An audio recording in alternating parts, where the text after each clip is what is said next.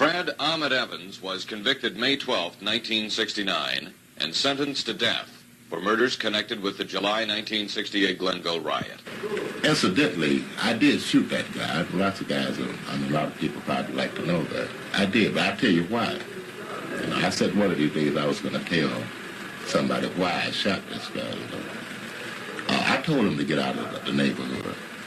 I said, hey, look, let's go get out of here, I said, there's going to be trouble around here. I saw he wasn't armed, I said, look, he'd been shot, But when I got there, I saw he was unarmed, so I said, get the hell out. You know what he said to me?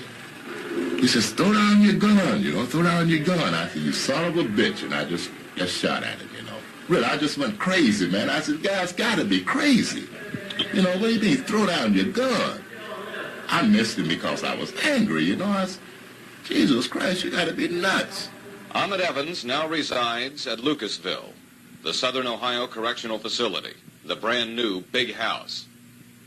He hasn't done much talking to the media, but we asked him who he is and why he is in prison.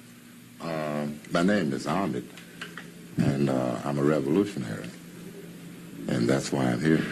Here we've experienced this ghetto life. We know what it is, like myself, I've worked all my life, I've had a job all my life, and I know I'm never going to get anywhere. I know I'm never going to climb out of this poverty belt by punching a clock, carrying a lunch bucket. I said, when I've taken all I can take, these are the words that I've used, like when it happens that you have no place else to go, you've had it, then who's the first guy I'm going to see? You. You're the first guy I'm going to see, and you're going to be angry at me because you're looking at America from the other side, from the other point of view, And here we are cast in the role of the villain and the shining knight, I say, and what you don't understand, I don't think, is that it doesn't matter what I'm cast at, it doesn't matter how people view me when I've had it, Once I've had it, man, and I start coming out of here, I'm really coming, and I'm not going to run the other way. I'm going to be coming right at you, And you got to understand that there's a lot of difference in a man when he's not afraid to die, when he's actually hoping deep in his heart that he do get it.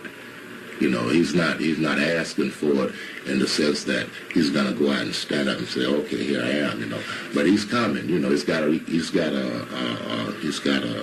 goal now. He's got direction. He's coming, see. And he doesn't give a damn now anymore how he gets it or when he gets it. That's not important. The point is to make a dent in this powerful monster that's gripping you, that's destroying you, that's taking your children's love away from you, that's tearing your house apart, it's tearing apart everything that you live for. We had just got back home with the thing, and we didn't buy them to go to war, That wasn't the purpose of having the guns.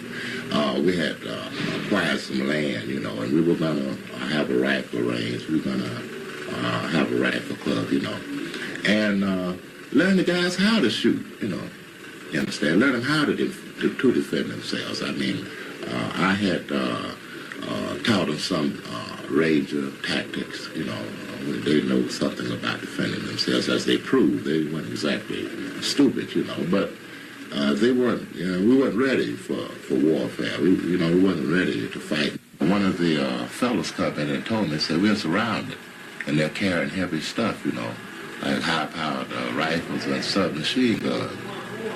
So I said, well, maybe they're just trying to scare us, I said, keep an eye on them and let me know, alert the guys, So, I said, we got the kids, they're all on the porch, they're everywhere, they're doing the thing now.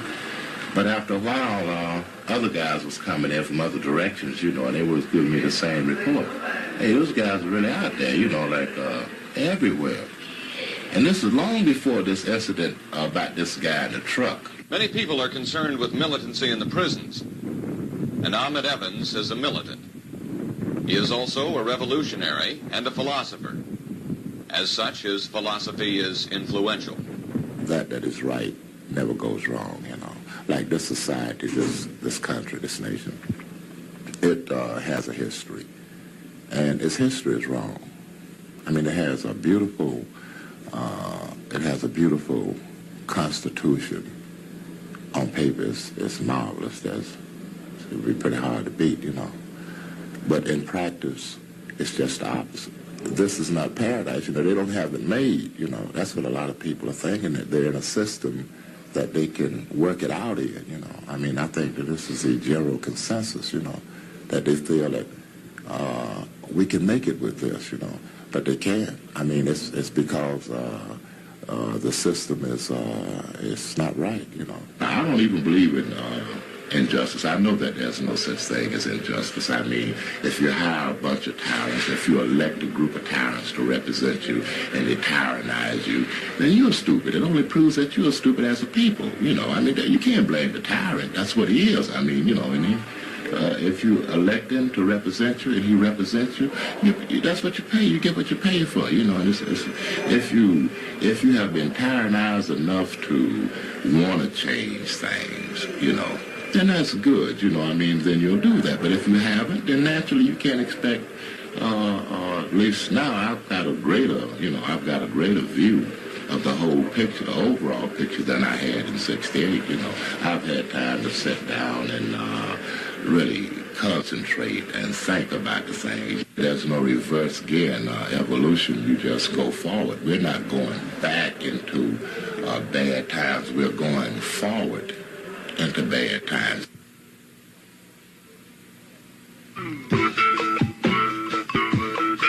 Innocence doesn't count for much anymore, does it? We're in the midst of a revolution, aren't we? Haven't we shucked off